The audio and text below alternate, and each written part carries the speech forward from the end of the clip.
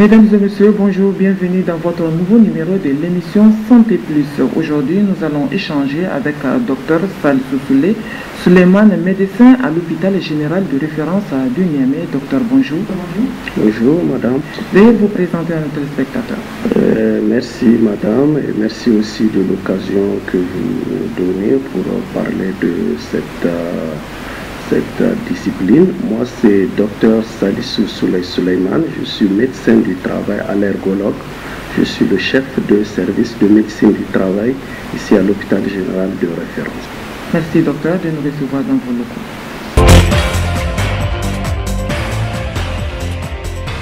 Aujourd'hui, le thème est axé sur la médecine du travail. Docteur, c'est quoi la médecine du travail?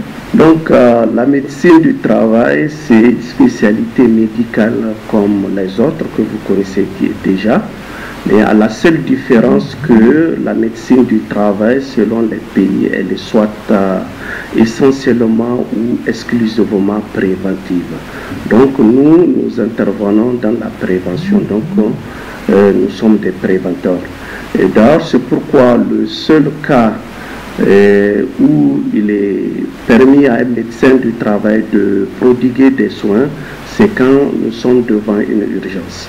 Devant une urgence vitale, tu ne vas pas croiser les bras pour dire que bon, moi je suis médecin du travail, je ne vais pas prodiguer des soins. Donc c'est le seul cas où le médecin du travail est autorisé à prodiguer des soins devant une urgence. Donc nous, notre cible, nous avons une double cible.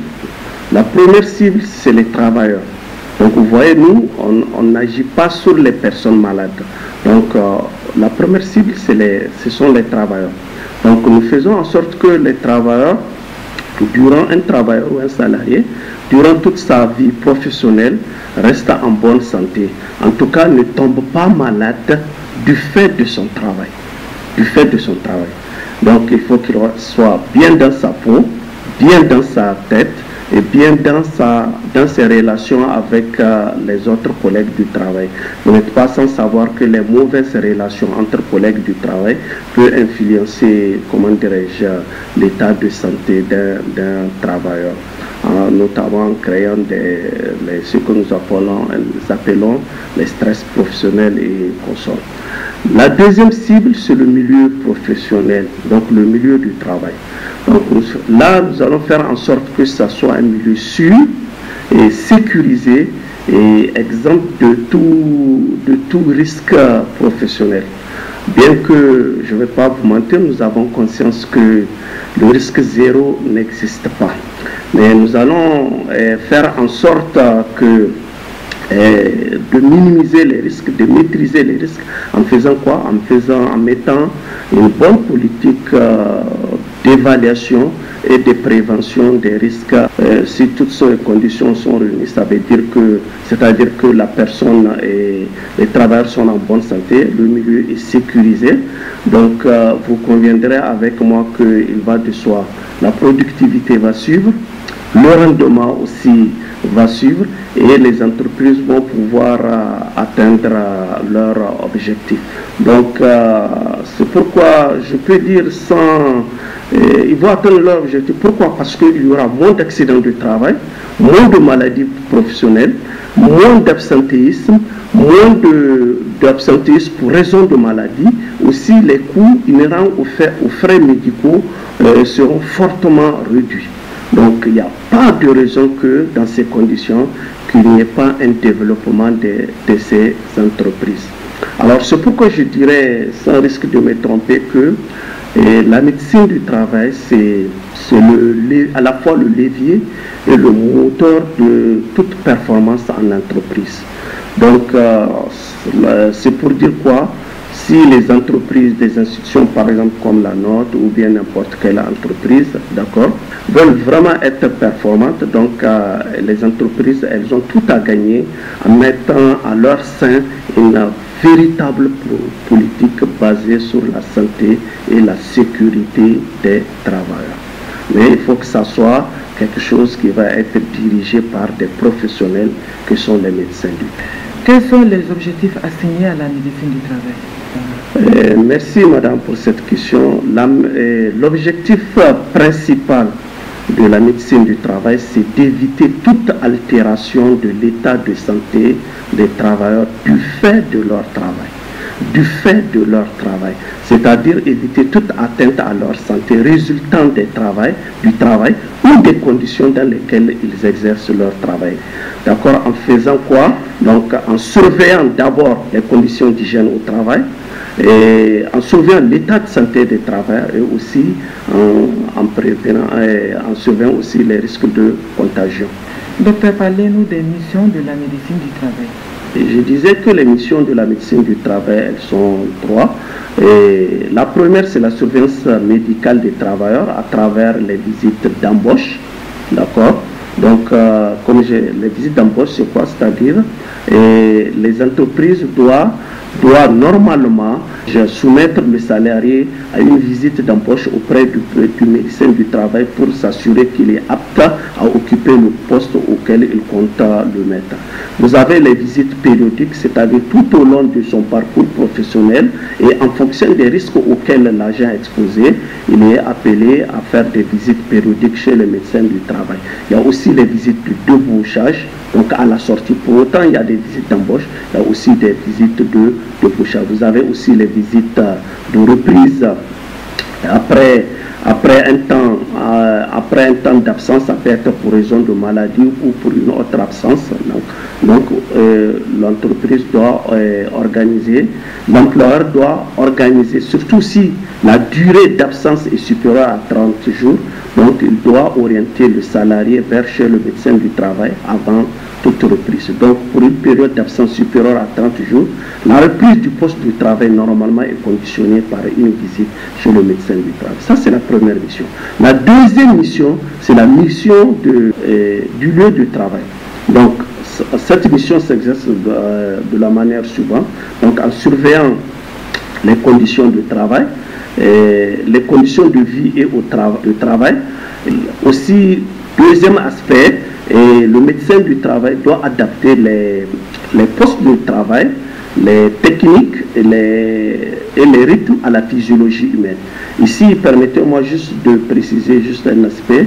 Ce n'est pas l'homme qu'on adapte au travail, c'est le travail qu'on adapte à l'homme. C'est ce qu'on appelle ergonomie du travail. Le troisième aspect, c'est de protéger les salariés contre toute nuisance du lieu du travail, sur le lieu du travail, notamment contre les accidents de travail, les maladies professionnelles ou l'utilisation des produits dangereux. Le quatrième aspect, c'est vraiment contribuer à une éducation sanitaire, à un haut niveau d'éducation sanitaire pour un changement de comportement conforme aux normes et aux exigences. Ça, c'est la deuxième mission.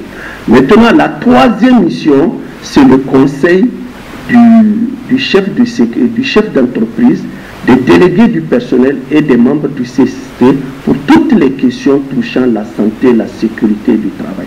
Ça peut aller jusqu'à la création du comité santé sécurité du travail. Le médecin du travail, il est d'office membre de droit, donc il doit être consulté pour donner ses avis. Et le fonctionnement du comité santé sécurité au travail, le CCST, et il doit être consulté quand on doit acheter des machines ou surtout des produits chimiques ou d'autres produits pour qu'il juge si ces produits-là ne représentent pas un danger pour la santé des travailleurs. Alors, il doit être aussi consulté pour l'achat des EPU, les équipements de protection individuelle. Il ne faut pas qu'on parte acheter des équipements de protection individuelle qui ne sont pas adaptés, donc qui ne protègent pas les travailleurs. Et aussi, il doit donner des conseils aux travailleurs sur le port de ces EPU. Parce que il y a une différence entre avoir les EPU et les porter. On est d'accord? Vous pouvez avoir les EPU, mais les travailleurs ne savent pas pourquoi ils les portent. Eux, pour eux, ils pensent qu'ils les portent pour faire plaisir au chef. Non, non, ils doivent les porter parce que ça les protège contre les nuisances en milieu professionnel. Voilà un peu les trois missions de la médecine du travail: la surveillance médicale du lieu de travail, et la surveillance médicale des travailleurs, la surveillance du milieu et du lieu de travail, et le rôle de conseil du chef d'établissement, des délégués du personnel, des membres du CST pour toutes les questions touchant la santé et sécurité au travail. Voilà. Quelle est la nature d'un service de médecine du travail? Le premier, c'est ce que nous appelons le service médical d'entreprise. Quand l'effectif est supérieur à 400 salariés, supérieur ou égal à 400 salariés, l'entreprise doit mettre en place un service médical d'entreprise. C'est-à-dire qu'il doit prendre un médecin du travail pour assurer la surveillance médicale et la surveillance des lieux de travail. Maintenant, si l'effectif est inférieur à 100 salariés, sur le deuxième type de service, c'est ce qu'on appelle le service médical inter-entreprise. Là, par exemple, pour que ça soit clair, par exemple, madame, vous avez une entreprise où il y a 20 personnes, moi j'ai une entreprise où il y a 10 personnes, et quelqu'un a une entreprise où il y a aussi 25 personnes. Donc si vous faites le cumul, ça ne fait pas 100. On est d'accord? Donc dans ce cas, c'est les trois entreprises qui doivent s'associer pour prendre un médecin du travail. Mais maintenant, si l'effectif de l'entreprise est compris entre 100 et 400, alors l'entreprise doit avoir le choix entre un service médical d'entreprise ou un service médical inter-entreprise. Aussi, ce qu'il faut préciser, par exemple, des entreprises de BTP ou aussi des entreprises où les activités sont temporaires, là aussi, les entreprises qui ont des activités temporaires, là aussi, ils ont le choix entre le service médical en entreprise et le service médical inter-entreprise. Permettez-moi, madame, juste de parler du personnel. Et le personnel aussi, c'est qu'il faut savoir, si une entreprise a un effectif entre 400 et 750 salariés, elle doit prendre un médecin du travail. Mais à partir de 2500 salariés, c'est un médecin du travail par tranche de 1000 salariés. Donc, quand l'effectif est entre 400 et 700, c'est un médecin du travail. Pour 1500, deux médecins du travail pour 1500 salariés, 3 médecins du travail pour 2500 salariés, mais supérieur à 2500, c'est un médecin du travail par tranche de 1000 salariés. Quels sont les attributs du médecin du travail?